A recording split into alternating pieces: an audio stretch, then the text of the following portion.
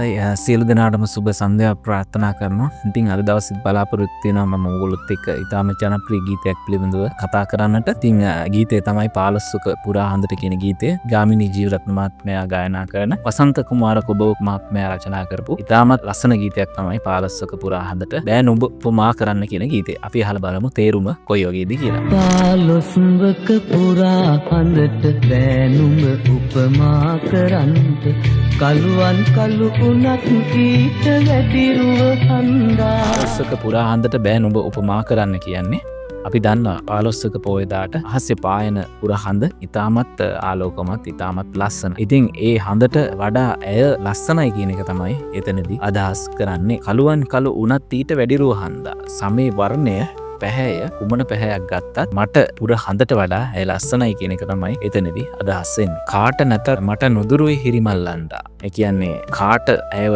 ලස්සන නැති වුණත් ඔහුට ඇය ගොඩක් ලස්සනයි කියන එක තමයි එතනදී අදහස් වෙන්නේ. හිතට උඩින් සෙනෙහස්මල් පුදා යදින පෙම් යාදිනි. මගේ හදවතේ උපරිම තැනින් නැත්තම් ඉහළම තැනින් මම ඇයට ආදරය කරනවා කියන එක තමයි එතනදී කියවෙන්නේ. අහගෙන උන්නාද මගේ හිත බැඳිලන්දා. මම ඇයට ආදරය කරනවා කියලා මගේ හිත මටම කියනවා වගේ අදහසක් තමයි එතනදී අදහස් වෙන්නේ. ඊට පස්සේ තියෙනවා මනාපයක් හිතට මුදුන් උනාද මන්දා. කියන්නේ මගේ හදවතේ ඇය කෙරේ නැත්නම් ඔහුගේ හදවතේ ඇය කෙරේ මනාපයක් ඇති වුණා කියන එක තමයි එතනදී අදහස් වෙන්නේ. ඊට පස්සේ යාන් හැලි නොරිසි කලට සීත පුරන රෑ වරුවට. එතනදී අදහස් වෙන්නේ යාන් හැලි නොරිසි කල කියන්නේ අපි සන්ධ්‍යා කාලේ හෝ වෙන්න පුළුවන්, මැදියම් කාලේ හෝ වෙන්න පුළුවන්. අපි තනියම ඉන්න වෙලාවට එක එක සිතුවිලි ගලාගෙන එනවා අපේ මනසට. එතනදී තමයි කියන්නේ තනිකම් ගති උහුලා ඉන්නට බැරි හන්දා. ඒ කියන්නේ තනිකම දරාගෙන ඉන්න බැරි හින්දා එක එක සිතුවිලි අපේ මනසේ පහළ වෙනවා. ඉතින් මනස නිරවුල් නැති අවස්ථාවක තමයි මේ අදහස් වෙන්නේ. රෑක දුරින් නුඹ පිපියන්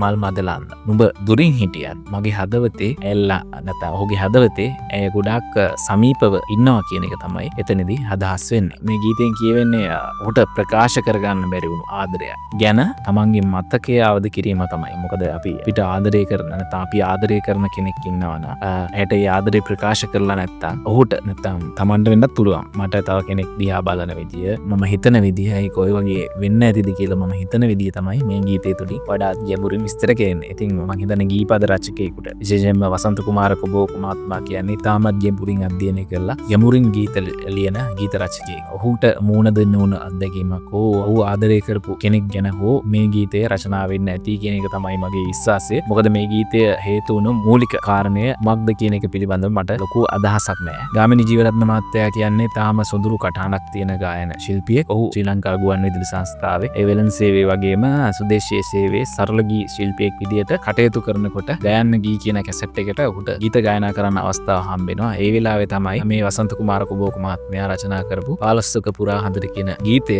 දොරට වැඩුම කියන කැසට් එකට ගයන්න අවස්ථාව හම්බ වෙන්නේ. ඔහු තාම සොඳුරු කටහඬක් තියෙන ආදරණීය ගායන ශිල්පියෙක් විදියට තමයි මම දකින්නේ. මේ දවස්වල මම දැක්කා පෝස්ට් එකක් ෂෙයා වෙලා තියෙනවා. ඔහු අසනීප තත්ත්වයෙන් පසු වෙනවා කියලා. ගාමිණී ජීවරත්න මහත්මයාට ඉතින් මම සුවය ප්‍රාර්ථනා කරනවා. මෙවැනි සොඳුරු ගීතයකින් ආයෙත් දවසක හමු වීමේ බලාපොරොත්තුවෙන් අදට මම ඔබෙන් සමුගෙන යනවා. ගීතයත් එක්ක එකතු වෙන්න කියලා ආරාධනා කරනවා. ස්තුතියි සියලු දෙනාට. පාලොස්වක පුරා හඳට බෑ නුඹ උපමා කරන්නට කළුවන් කළු උනත් ඊට වැඩිරුව හන්දා.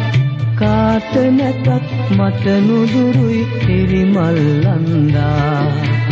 පාලොස්වක පුරා හඳට බෑ නුඹ උපමා කරන්නට කළුවන් කළු උනත් ඊට වැඩිරුව හන්දා.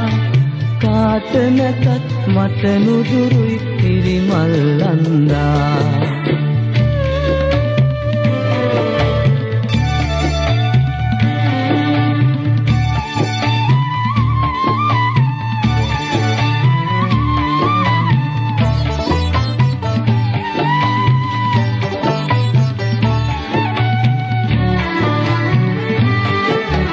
හිතට උඩින් සෙනෙහස්මල් උදා යදින පෙම් යාදිනි. අහගෙන උන්නාද මගේ හිත බැඳිලන්දා. මනාපයක් හිතට මුදුන් උනාද මන්දා.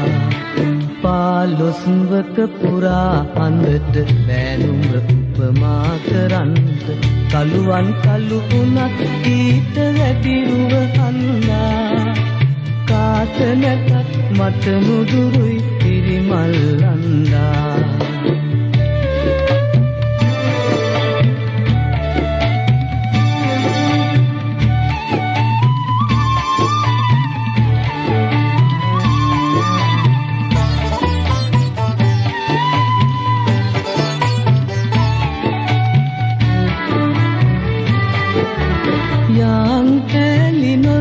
කලට සීත පුරන රෑවරුවට තනිකම් ගතියුලා ඉන්නට බැරිින්දා දැට දුරින් නුඹ පිපියන් මල් මදලන්දා පාලොස්වක පුරා හඳට බෑනුම උපමා කරන්ට කළුවන් කළු වුණත් ඊට වැඩිරුව හන්දා කාට නැතත් මට නුදුරුයි පිරිමල්ලන්දා පාලොස්වක පුරා හඳට බෑනුම උපමා කරන්ට කළුවන් කළු වුණත් ඊට වැඩිරුව හන්දා කාට නැතත් මට නුදුරුයි පිරිමල්ලන්දා